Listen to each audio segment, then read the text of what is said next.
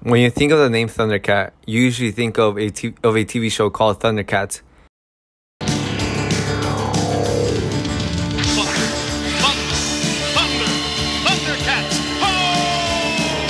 But that is not what we're talking about today. Today we are talking about Stephen Lee Brunner, also known as ThunderCat. ThunderCat was born and raised in Los Angeles and comes from a musical family. Some of the notable members of his family are his older brother, Ronald Jr., who is a successful drummer, and his youngest brother, Jamel Brunner, aka Kentaro, who is a member of the internet and also the keyboardist. Even though ThunderCat presents himself a very weird person online, he is actually very talented. In fact, I will probably consider him the god of bass. ThunderCat started his career around the early 2000s when he was still in high school.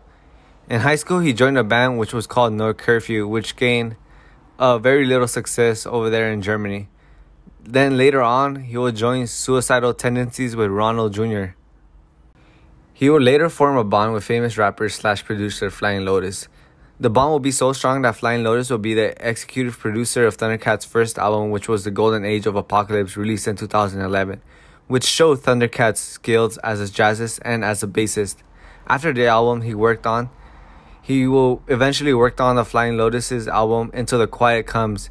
In 2013, he released a second album called Apocalypse, which was different from his first album because it was recorded after the death of a very close friend, Austin Peralta. It was a darker album compared to his very first album.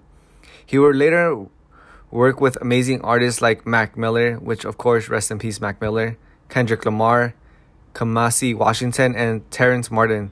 The most notable collaboration will be with Kendrick Lamar in the song These Walls, which won a 2015 Grammy for Best / Rap Song Collaboration.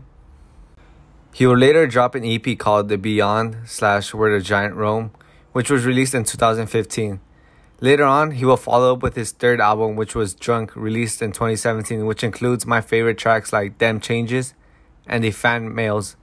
In the next year, he will release another album called Drank, which is just a remix version of every song in Drunk that includes features from OG Ron C and DJ Candlestick.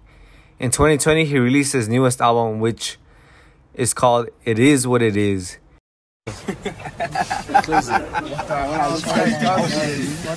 is what it is. It is what it is. Which includes notable features from Steve Lacy, Steve Arrington, Childish Gambino, and Ty Dolla $ign.